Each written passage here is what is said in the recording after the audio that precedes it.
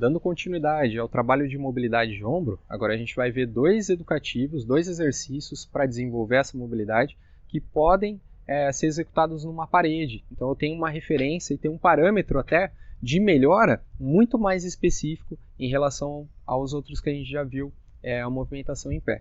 Um deles é o próprio CARS que a gente já viu no vídeo anterior, na aula anterior. Só que agora ela vai ficar aqui perto da parede, fica mais longe da parede aí. Ela faz o movimento do CARS, a rotação, e ela consegue realizar essa movimentação. Então eu vou pedir para ela aproximar bastante da parede.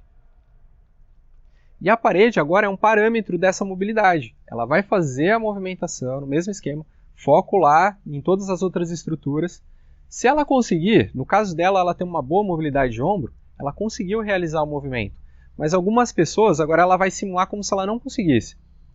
E aí sobrecarrega alguma estrutura tentando tirar.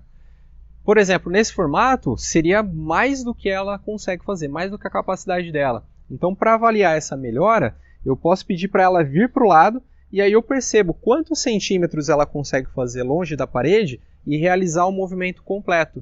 Se ela consegue, por exemplo, 20 centímetros, e aí eu vou desenvolvendo a mobilidade de ombro, naqueles exercícios que a gente viu antes, nesse exercício mesmo, e no próximo que a gente vai ver, e posso usar isso até como um parâmetro também de avaliação.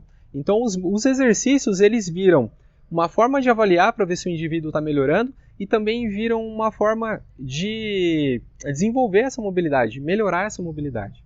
Então agora, no próximo exercício, ela vai ficar na mesma posição que a gente já viu aquele trabalho de mobilidade torácica. Então, como eu falei, a mobilidade torácica e a mobilidade de ombro, junto com a estabilidade escapular, eles estão intimamente ligados. Então, no mesmo formato, ela aperta a lombar, deixa o cotovelo lá alinhado na altura do ombro, ela vai fazer a rotação externa. Então, no caso dela, eu já sei que ela consegue, porque eu avaliei isso antes. Eu vou pedir para ela realizar uma elevação, como se ela estivesse realizando um desenvolvimento. Os dois cotovelos não saem aqui da parede, e o quanto ela consegue elevar. Isso é um outro parâmetro. Se eu medir a altura ali, abaixa de novo, vai até aqui, até em cima. Assim. Aí. Por exemplo, se eu medir, ela conseguiu fazer só nessa altura, sobrecarregou alguma estrutura, tirou o cotovelo, eu tenho esse parâmetro da intensidade e posso avaliar isso posteriormente, se ela vai melhorar ou não. Se, por exemplo, no caso dela aqui está muito fácil, muito tranquilo, ela pode dar continuidade naqueles outros formatos que a gente fez, que é quando ela ficou sentada, com as pernas flexionadas, depois com a perna estendida e até na posição de borboleta. Eu consigo trazer aquela movimentação de mobilidade torácica para essa movimentação de mobilidade de ombros. Então, basicamente é isso.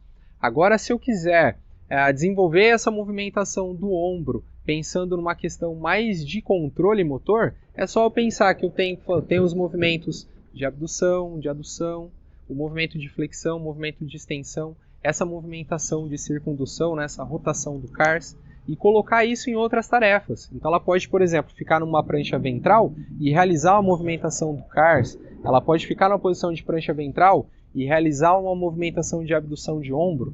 Tudo isso vai integrar essa movimentação da mobilidade torácica junto com o controle do outro exercício, um controle do corpo dela, da postura dela. Então isso eu consigo evoluir o exercício nesse formato, ok?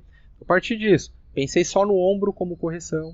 Eu tenho essa questão da consciência, quando eu desenvolvo isso, pensando nas outras estruturas do meu corpo, e a questão do controle, quando eu coloco vários elementos no mesmo movimento. Beleza? Nos vemos na próxima aula.